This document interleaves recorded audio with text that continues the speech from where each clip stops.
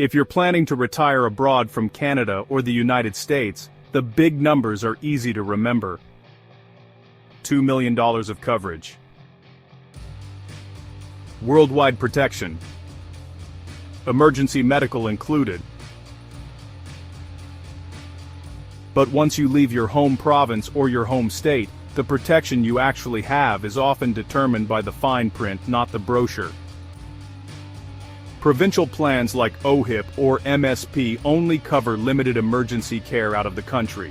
Medicare generally doesn't follow you overseas. The gap is filled by travel medical or international health insurance, and those policies are governed by small phrases, stability periods, look-back windows, and sublimits. In this episode, we're going to demystify 3 pieces of fine print that show up again and again in travel medical and international health insurance for North American retirees. Stability clauses. Look-back periods. By the end, you'll know what each term really means in plain language, how they interact with your pre-existing conditions, where Canadian and American retirees most often get caught by surprise, and how to build a practical checklist so you're not gambling your retirement on a footnote. If you're new here, this is TravelChoir, where we help Canadians and Americans design a safer, more affordable retirement abroad, without guessing your way through visas, healthcare, and money decisions. If that's your long-term goal, consider subscribing so you don't miss the rest of this insurance mini-series. Alright, let's zoom in on the fine print that actually decides whether your claim is paid or politely declined.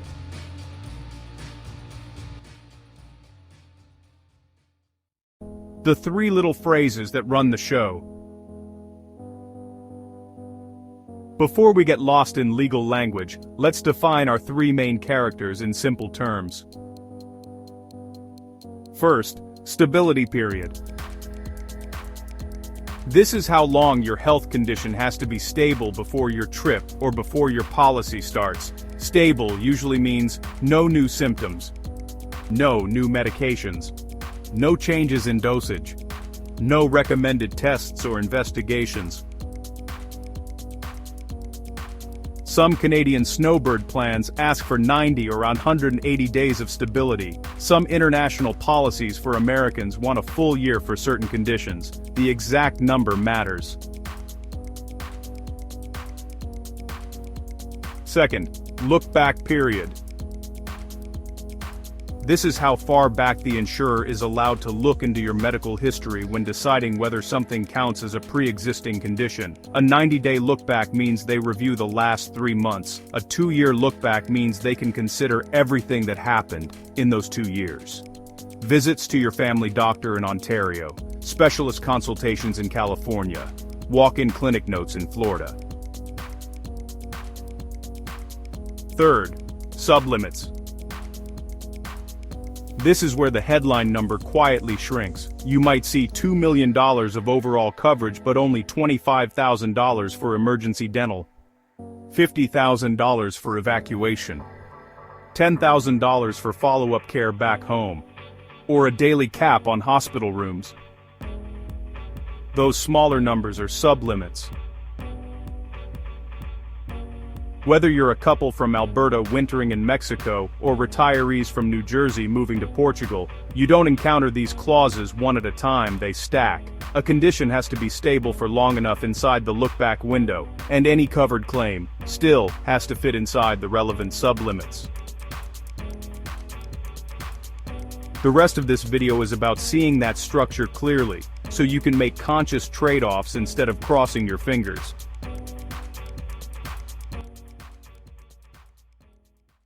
Stability periods. How quiet your health has to be. Let's start with stability, because this is where many North American retiree claims run into trouble. A typical stability clause might say that any pre-existing condition must be stable for a certain number of days before departure, or before the policy effective date. On paper that sounds reasonable. In real life it can be surprisingly strict. Imagine you're a 70-year-old from British Columbia with well-controlled high blood pressure. 6 weeks before your trip to Spain, your doctor adjusts your medication dosage and schedules a follow-up. Everything is fine, you feel great, your numbers look better, but your policy requires 90 days of stability with no change in medication or dosage. To the insurer, that dose change can reset the clock. If you're hospitalized abroad for a heart issue, they may classify it as related to an unstable pre-existing condition because you didn't meet the 90-day stability requirement. The same thing can happen to an American retiree from Arizona whose diabetes medication was tweaked a month before flying to Thailand. Even if you feel better, the policy definition of stable may not be met. Look out for language like no change in medication, dosage, or treatment, no new symptoms or investigations, no referrals or recommendations pending. Even a routine test your Ontario family doctor orders just to check, or a suggestion from your US cardiologist to keep an eye on this, can matter on paper. It doesn't mean you're uninsurable, it just means you must match the right policy to the real timeline in your medical chart. Practical step for Canadians and Americans. Before you buy, list your major conditions and diagnoses. Add dates for recent changes in meds or dosages. Note recent tests, scans, or referrals, especially in the last 12 months. That single page becomes your reality check when you look at stability requirements.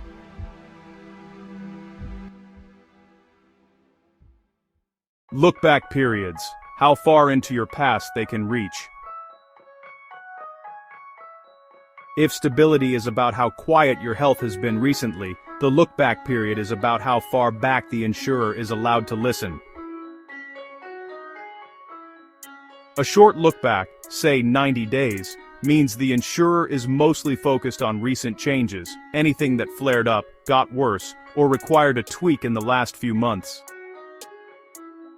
A longer look back, 6, 12, or 24 months, gives them a much deeper window into your history. That might include an ER visit in Toronto for chest pain that turned out fine, a series of tests at a US hospital that were just precautionary, a neurologist consultation you half forgot about because symptoms calmed down.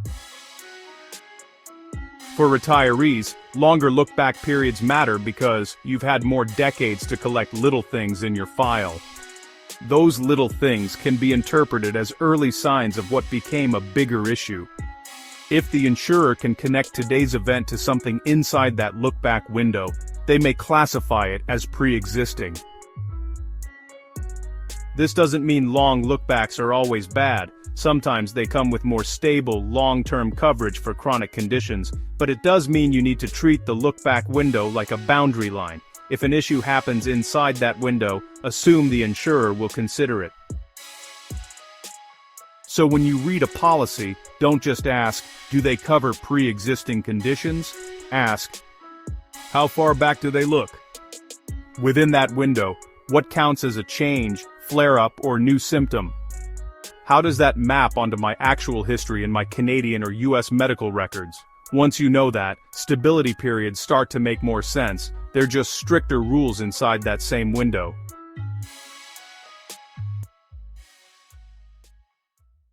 Sublimits, the quiet caps that shrink your coverage, especially evacuation. Now let's look at sublimits, where the big headline number quietly fragments into smaller pieces. You might see $2 million in emergency medical coverage, but only a fixed amount for emergency evacuation and repatriation. A daily cap on hospital rooms. A separate cap for follow-up care back home.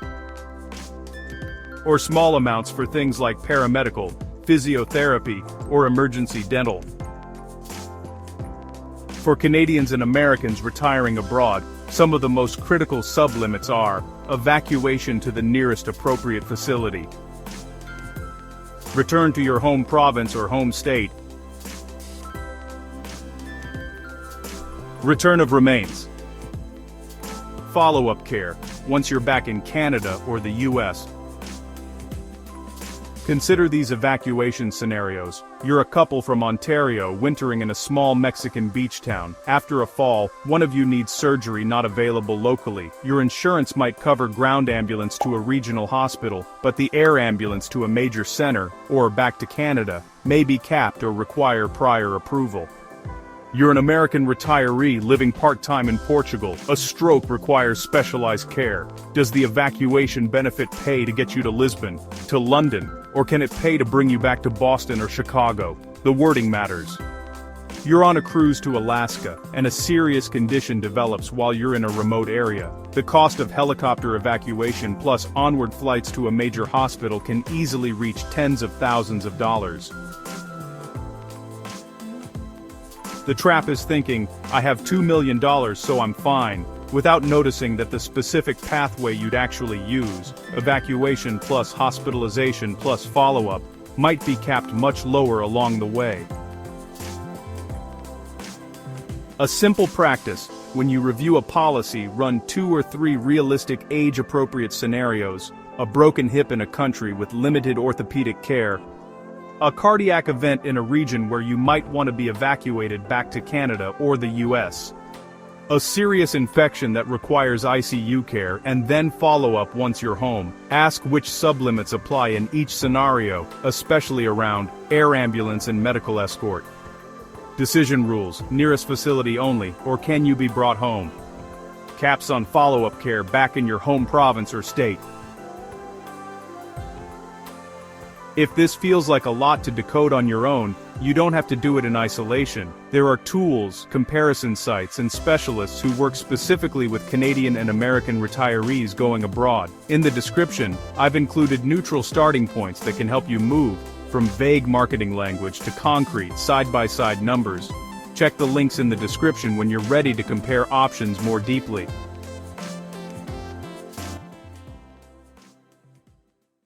How these clauses stack when things go wrong with evacuation. We've looked at stability, look-back periods, and sub-limits one by one. Now let's put them together in realistic North American stories. Scenario 1. Ontario retiree in Mexico. You're a 68-year-old from Ontario with high blood pressure and type 2 diabetes, both well controlled. 6 weeks before your winter escape to Mexico, your doctor adjusts your blood pressure medication and orders a follow-up test. Your policy requires 90 days of stability, a 1-year look-back period, a specific sublimit for cardiac care and evacuation. In Mexico, you experience chest pain and are taken to a local hospital. The insurer reviews your claim. Stability. The medication change and new test order happened inside the 90-day stability period. On paper, they may say your condition wasn't stable under their definition. Look back. Prior notes about shortness of breath in the last year sit inside the 12-month window, reinforcing that this is pre-existing. Sub-limits and evacuation. Even if part of the emergency treatment is covered, the policy may only pay a limited amount for evacuation to a better hospital, and may not automatically pay to fly you back to Ontario. Scenario 2. US couple in Portugal. You're a retired couple from Colorado, spending 6 months a year in Portugal. One of you has a well-controlled heart condition. Your international plan includes coverage for pre-existing conditions, if stable for 180 days, a 2-year look-back, an evacuation benefit to the nearest appropriate facility. After a serious cardiac event in a smaller city, you're stabilized in a local hospital. The insurer decides you meet the stability requirement, but the nearest appropriate facility is a major hospital within Portugal, not back in the US. The evacuation benefit will cover transport within Europe, but not repatriation to Colorado unless certain criteria are met. You might still be well treated, but you may not be back in your home healthcare system or near family when you'd assumed you would be. These examples aren't meant to scare you, they're meant to show how stability, look-back, sublimits and evacuation wording come together in the real world for Canadians and Americans abroad.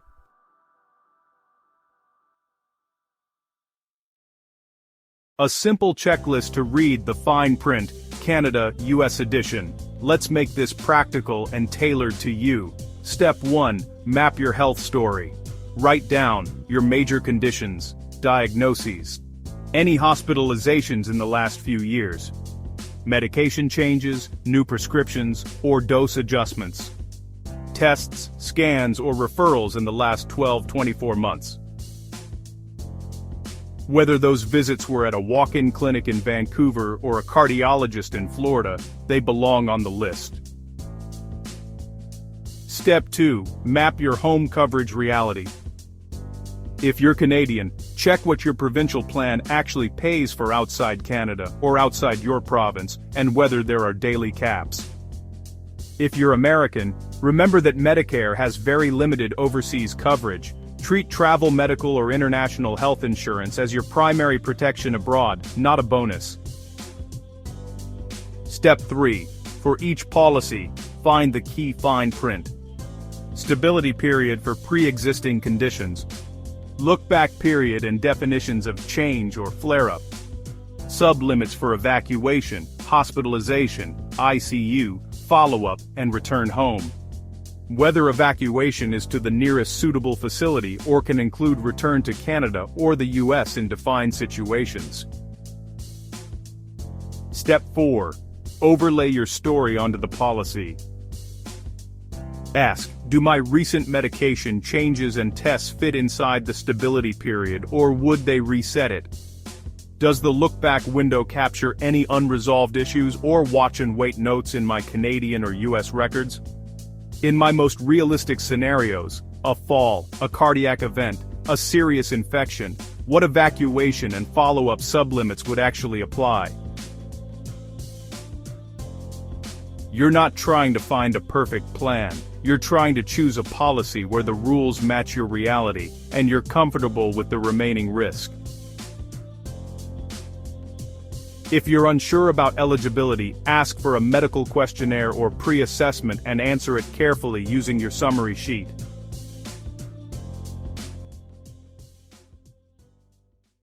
Questions to ask before you click Buy.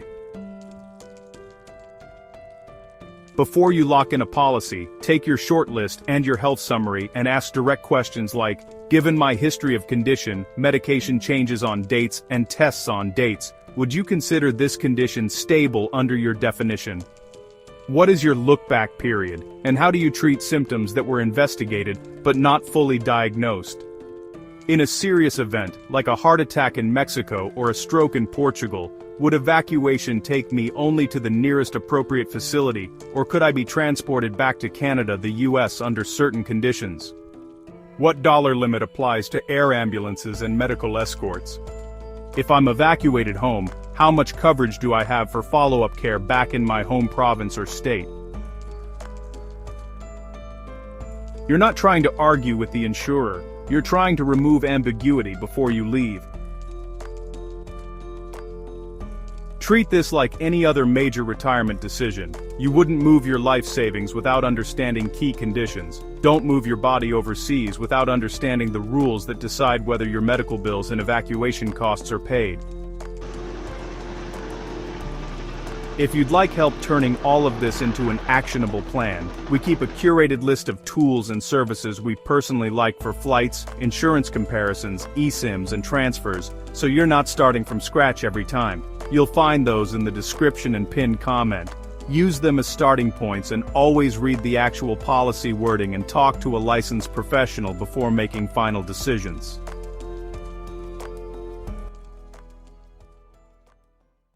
Turn fine print into a North American retirement safety net.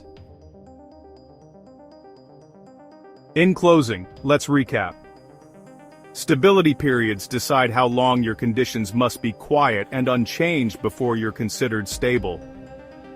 Look-back periods decide how far into your Canadian or US medical history the insurer can reach when they review a claim. Sublimits, especially around evacuation, repatriation, and follow-up, decide how much of that big headline number actually applies to your real-world scenarios. When you understand how these pieces fit together, you move from hoping you're covered to knowing the rules of the game. That's what turns insurance from a vague promise into a concrete part of your retirement safety net abroad. If you want help turning today's ideas into action, check the resources we've added in the description. They're designed as neutral starting points to help you compare options and ask better questions, not as replacements for professional advice. And remember, nothing in this video is personal medical or legal advice. Always read the full policy wording and speak with a licensed professional before you make final decisions.